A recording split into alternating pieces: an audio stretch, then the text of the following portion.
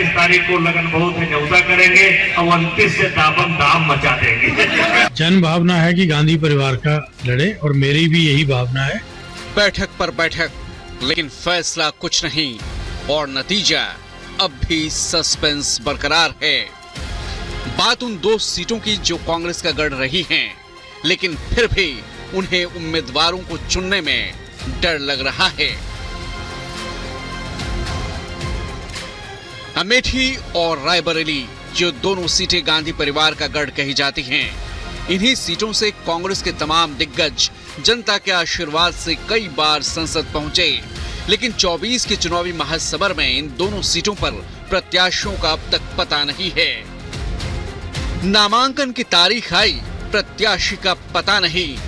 परिवार का गढ़, फिर क्यों लग रहा डर? अमेठी और रायबरेली सीट पर नामांकन की आखिरी तारीख 3 मई है, लेकिन कांग्रेस अभी तक अपना प्रत्याशी नहीं चुन पाई है। चर्चा इस बात पर हो रही है कि क्या अमेठी से राहुल गांधी चुनाव लड़ेंगे और क्या रायबरेली से प्रियंका गांधी की चुनावी लॉन्चिंग होगी। नहीं, चुनावी समीकरण क्योंकि अभी हमारे कैंडिडेचर को लेके कि रायबरेली से कौन लड़ेगा, वहां से लड़ेगा, अभी तक कोई निर्णय नहीं हुआ। जन भावना है कि गांधी परिवार का लड़े और मेरी भी यही भावना है कि गांधी परिवार से यहाँ लड़े। सवाल यह है कि कांग्रेस के दिमाग में अमेठी और रायबरेली को लेकर क्या चल रहा है। क्या राहुल अमेठी से चुनाव लड़ेंगे? क्या प्रियंका गांधी चुनाव लड़ने के लिए तैयार हैं? या फिर कांग्रेस को दोनों सीटों पर हार का डर सता रहा है? 2019 में भारत की राजनीति में इतिहास रचा, जब अमेठी के साधारण कार्यकर्ताओं ने कांग्रेस पार्टी के राष्ट्रीय अध्यक्ष पे उनके डर में अमेठी और रायबरेली के साथ ही कैसरगंज की कहानी और भी दिलचस्प है। यहाँ अभी तक ना तो बीजेपी, ना ही एसपी और ना ही बीएसपी ने अपने प्रत्याशियों का ऐलान किया है। सभी सियासी दल वेट एंड वॉच के मूड में हैं। हालांकि बीजेपी के बाहुबली नेता ब्रजभूषण कई बार मैदान में उतरने की ताल ठोक चुके हैं। 26 तारीख को न्यौता करेंगे, 27 को टिकट का इंतजार करेंगे, 28 तारीख को लगन बहुत है न्यौता करेंगे और 29 से दाबम दाम मचा देंगे। तो अमेठी, रायबरेली और कैसरगंज यूपी के चुनावी अखाड़े में इन तीनों ही सीटों पर मंथन का दौर जारी है। हालांकि लोगों की सबसे ज्यादा नजरें रायबरेली और अमेठी पर टिकी हैं, क्योंकि इन दोनों सीटों को कांग्रेस की राजनीतिक कर्मभूमि के तौर पर देखा जाता है। चुनावी मैदान में उतरने की चर्चा राहुल और प्रियंका को लेकर है। Bureau report, Republic Bharat. और इस बीच आपको बता दें, मंडी की सियासी जंग और दिलचस्प हो गई है। अब कंगना रनौत ने विक्रमादित्य पर जोरदार हमला किया और ये कहा कि अभिनेत्री होने के नाते मुझे अपवित्र कहा गया। वीरभद्र जिंदा होते तो फटकार लगाते, कहते बड़ी बहन से माफी मांगो। तो कंगना रनौत ने विक्रमादित्य पर हमला बोला और ये कहा कि अभिनेत्री के नाते अपवित्र कहा गया। वीरभद्र जिंदा होते तो फटकार लगाते, कहते बड़ी बहन से माफी मांगो। तो आपको बता दें, मंडी लोकसभा सीट जहां पर कंगना रनौत और विक्रमादित्य के बीच तगड़ा मुकाबला और इस बीच लगातार एक दूसरे पर बयानबाजी का दौर भी जारी है। अब कंगना रनौत ने विक्रमादित्य पर हमला किया, क्या कहा जरा सुनिए। उन्होंने सिर्फ पुस्तकों में पढ़ी हुई है। ये राजा रजवाड़ों के बेटे हैं।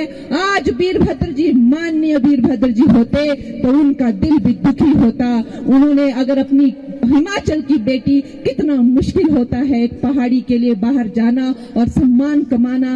आज अगर हमारे परम पूजनीय वीरभद्र जी होते तो उनका दिल कितना दुखता कि हमारी बेटी को कहा कि वो अपवित्र है, और वो निश्चय ही टीका जी को डांट लगाते और बोलते कि तू अपनी बहन से माफी मांग। लेकिन आज उनको ऐसा बोलने वाला, उनको समझाने वाला कोई नहीं है। उस बीच एक बड़ी खबर अपने दर्शकों को बता दें। दरअसल गलत भाषा के इस्तेमाल पर जयराम ठाकुर ने हमला बोला है। उन्होंने कहा है जनता मुंहतोड़ जवाब देगी। कंगना की एक पहचान है और उस पहचान को क्षति पहुंचाई गई है।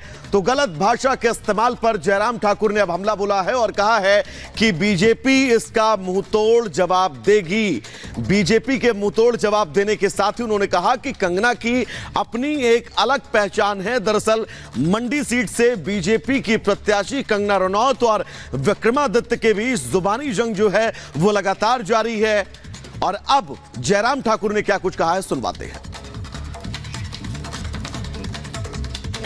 लेकिन अगर अभद्र भाषा का इस्तेमाल करेंगे, गलत भाषा का इस्तेमाल करेंगे, तो भारतीय जनता पार्टी गलत भाषा तो नहीं करेगी, लेकिन जवाब जोरदार तरीके से देंगे कि अगर हमारे परिधान को आप लगाएंगे तो हमारा भी प्रमोशन होगा और उसमें हिमाचल का कल्चर, हिमाचल का ट्रेडिशन, हिमाचल की संस्कृति, उसका प्रमोशन अगर होगा तो उसमें अच्छा रहेगा।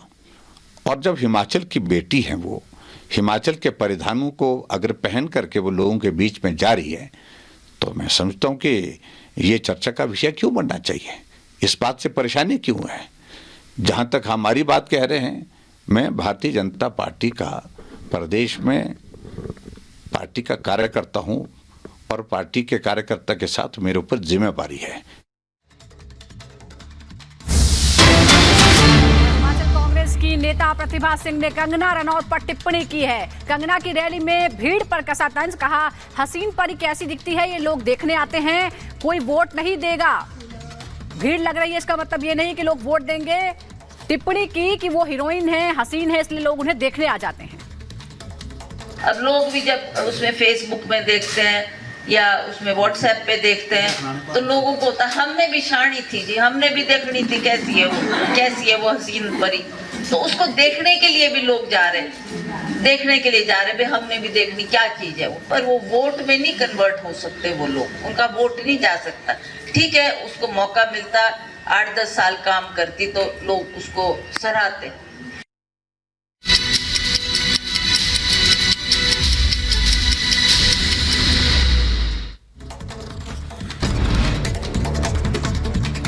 और अब 2 मिनट में Bharat Udhampur Kathua anti terror operation का 5वां दिन। ऑपरेशन में भारतीय वायुसेना को किया गया शामिल। आतंकियों के छिपे होने के शक में सर्च ऑपरेशन जारी। जम्मू कश्मीर के सांबा बॉर्डर पर सुरक्षा बलों ने घुसपैठ की कोशिश को नाकाम किया। मुठभेड़ में घुसपैठ का ढेर।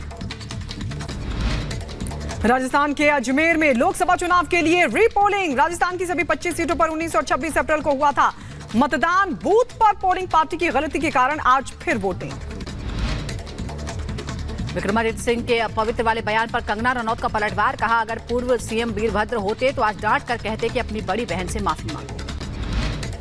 प्रधानमंत्री मोदी का आज गुजरात दौरा। गुजरात में 4 जनसभाओं को करेंगे संबोधित। सुबह 11 बजे आनंद में, 1 बजे बड़वाना में, दोपहर 3:15 बजे जूनागढ़ में और शाम 5 बजे के करीब जामनगर में करेंगे जनसभा को संबोधित।